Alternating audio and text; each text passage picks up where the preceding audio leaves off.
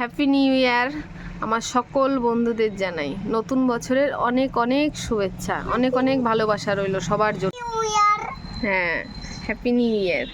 কেন তোমাদের সবাইকে বলছে, তোমরা সবাই আমার ছেলেকে আশীর্বাদ করো নতুন বছরের জন্য। আমার ছেলে যেন ভালো থাকে, মানুষের মতন মানুষ হয়, নতুন বছরটা যেন ওর খুব ভালো কাটে। তো আমি তো সকালবেলার দিকে একটা ভিডিও ছেড়েছি যে কালকে জংশনে গেছিলাম। জংশনে জানো তো আমরা সেভাবে কিছু দেখতে পাইনি, যেহেতু এবার ভেতরে করে দিয়েছে, আগে ছিল বাইরে।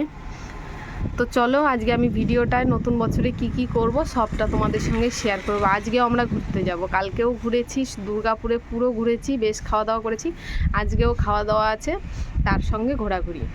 বন্ধুরা কালকে ঘুরেছি, কালকে ধরো খাসির মাংস খেয়েছি, আসানসোল থেকে দাদারা এসেছিলো, তার জন্য আবার রাতে আবার মুরগির মাংস করা হয়েছে। তো আজকে ভেবেছিলাম মাছ খাবো, আবার ছেলের পাপা বলছি কি ছেলে যদি মাংস না খায় তাহলে ভালো লাগবে না। তার থেকে মাছ আর মাংস দুটোই এনেছে, আমার জন্য মাছ এনেছে, ছেলের জন্য মাংস এনেছে। তুমি খুশি তো বাবা? কেমন লাগে? খুব ভালো লাগে। তাহলে চলো চট জলদি রান্নাটা শুরু করি, তারপর আবার ঘুরতে যাবো আজকে অনেক জায়গায়। আমি এখন রান্না করব পাবদা মাছ। মাছগুলো ভেজে নিয়েছি, কিভাবে রান্না করছি তোমরা দেখো। যেহেতু অল্প অল্প করব তার কারণ হচ্ছে রাতের খাবারটা বাইরে খাবো, সেই জন্য। ফোড়নের জন্য নিয়ে নিয়েছি এই দেখো কালো জিরে, শুকনো লঙ্কা আর তেজপাতা। এই যে ফোড়নটা খুব সুন্দর করে ভাজা হয়ে গেছে, এবার দিয়ে দেবো ছোট্ট একটা পেঁয়াজ। এবার পেঁয়াজটা খুব সুন্দর করে এর সঙ্গে আমি ভেজে পেঁয়াজটা আরও সুন্দর করে ভাজার জন্য এই যে দিয়ে দিচ্ছি পরিমাণ মতন লবণ, পরিমাণ মতন হলুদ, অল্প অল্প দিতে হবে। এদিকে আমি 2 চামচ মতন পোস্ত নিয়েছি, 1 চামচ মতন সর্ষে আর 4 পিস কাঁচা লঙ্কা আর একটা ছোট সাইজের টমেটো খুব সুন্দর করে পেস্ট করে নিয়েছি, একদম মিহি করে। এটা খুব সুন্দর করে লাল লাল করে ভাজা হয়ে গেছে, এবার দিয়ে দেবো যে পেস্ট করে রাখা মশলাটা দিয়ে 1-2 বার নেড়ে এই যে বাটি ধুয়ে একটু জল দিয়ে দিয়েছি। মিক্সারের বাটিতে যে লেগে থাকে এবার দিয়ে ফুটবে, ফোটা অবধি অপেক্ষা করব। এবার আমি ছাদে এসেছি এই যে ধনেপাতা নিতে, গাছ থেকে দেব। কেনা ধনেপাতা দিলে অত টেস্টি লাগে না আমার কাছে, ওই জন্য আমি এখন বন্ধ করে দিয়েছি কিনে আনা। এই দেখো এই যে 2টো মতন নিয়ে নিয়েছি, আর ওই যে বাকি একটা একটা করে হয়েছে না, ওইগুলো বেশ থাক, আমি আবার বুনে দিয়েছি ধনেগুলো, জানো তো। ঝোলটা খুব সুন্দর ফুটে গেছে, এবার এই যে মাছগুলো দিয়ে দেবো। এবার মাছগুলো দিয়ে আরেকটু ফুটুক, তারপর ধনেপাতা দিয়ে নামাবো। মাছ দেওয়ার পরে বেশ ফুটে গেছে, এবার দিয়ে ওপর থেকে একটু চিনি দিয়ে দেবো। এটা পছন্দ মতন, তোমাদের ভালো লাগলে দেবে, ভালো না যদি লাগে তাহলে দিতে হবে না। দেখো বন্ধুরা ঘুরতে যাব বলে সমস্ত রান্না করে স্নান করে নিয়েছি। এই রান্নাটা তো তোমাদের সঙ্গে শেয়ার করেছি, পাবদা মাছের সর্ষে পোস্ত দিয়ে করেছি। আর এইদিকে করে নিয়েছি চিকেন, আর এইদিকে করে নিয়েছি ডাল, আর এদিকে শিম আর আলু ভাজা। এই 4 পদ আমি করে নিয়েছি। ওর পাপা মিষ্টি নিয়ে এসছে, মিষ্টি দিয়ে খাওয়াটা শেষ করে ঘুরতে বেরিয়ে পড়বো, নাহলে ব্লগটা না অনেক বড় হয়ে যাবে। আর চিকেনের তো অনেকগুলো রেসিপি আমার ছাড়া আছে, ডাল শিম ভাজা এগুলো তো সব ছাড়াই থাকে। দিয়ে পোস্তটা দিয়ে করলাম বলে এটা দিয়ে পাবদা মাছটা শেয়ার করলাম, আর এই হচ্ছে বাদবাকি রান্না। তো চলো খাবার খেয়ে ঘুরতে বেরিয়ে পড়বো, রেডি হয়ে দেখাবো।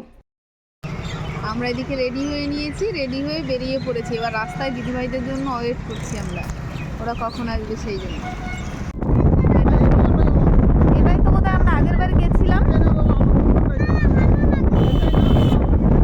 এখানে বাচ্চাদের খুব বায়না করছিল যাওয়ার জন্য।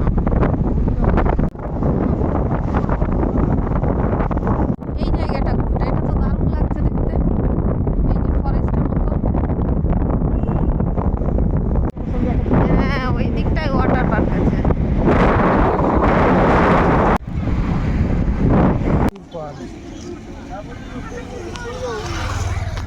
এটা হচ্ছে দামোদর নদী।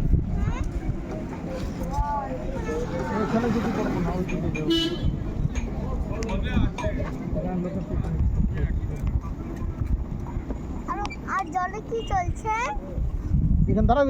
আমরা ব্যারেজে ঢোকার আগের মুহূর্তে এই জায়গাটা বেশি ভালো লাগছে, ওই জন্য এই জায়গাটায় বেশ।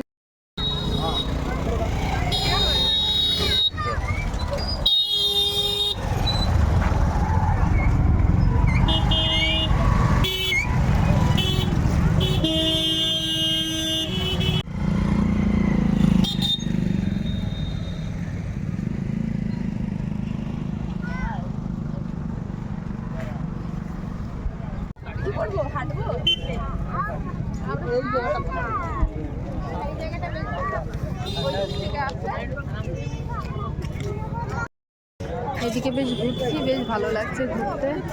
এইদিকে প্রচুর লোকজন এসছে আজকে, যেহেতু ফার্স্ট জানুয়ারি না সেই জন্য। সোনাই ওরা বেশ ওইদিকে দোকান বসেছে, অনেকগুলো দোকানে গেছে। এদিকে সবাই ফুচকা খাওয়ার জন্য যে লাইন দিয়ে দিয়েছে।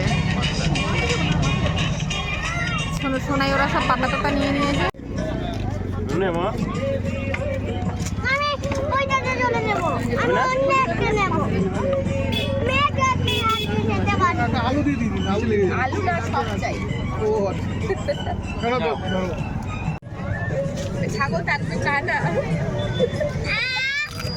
কেন কি শুকনো ফুচকা খাচ্ছ আলু দিয়ে?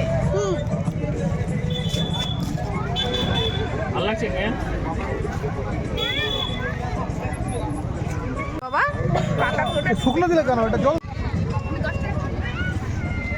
বসে আছে এখানে পয়সার জন্য। ঠিক আছে, ঘুরতে ঘুরতে প্রায় সন্ধ্যেবেলা হয়ে গেছে। এবার দিয়ে এই নদীর পাড়ে মন্দিরটা ঘুরবো। তারপর আজকে আমরা ব্যারেজের ওই দিকটায় যাবো না, ব্যারেজের ওই দিকটায় আবার পরে আরেকদিন এসে যাব। এইদিকে আমরা নদীর পাড়ে একটা মন্দির দেখতে এসেছি। মন্দিরটা সেই সুন্দর লাগছে দেখতে, আর বেশ ডিজাইন করা আছে।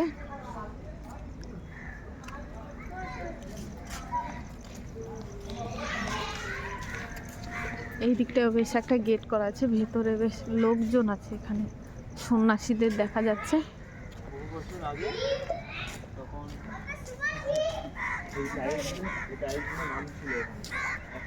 দারুণ লাগছে দেখতে। একটু সন্ধে সন্ধে হয়ে গেছে যেত, বেশ একটু রোদের সময় যদি আসা যেত তাহলে দেখতে আরো বেশি ভালো লাগতো। ব্যারেজটা দারুণ লাগছে দেখতে। আমরা বেশ ওই দিকটাতে ঘুরছিলাম এতক্ষণ। আর এই যে ব্যারেজ, আর ব্যারেজের এই পার্টটাতেই ওখানে বালির চরে পার্কে আমরা বেশ ঘুরতে যাই। আজকে যাব না, যেহেতু সময় অনেক অল্প, ওই জন্য। তুমি রেখেছে। তো বেশ আবার ওই দিক থেকে ঘুরে ঘুরে আবার বেশ এই দিকে এসছে। ভয় লাগছে যেতে, কারণ হাঁসগুলো না কামড়াতে আসে।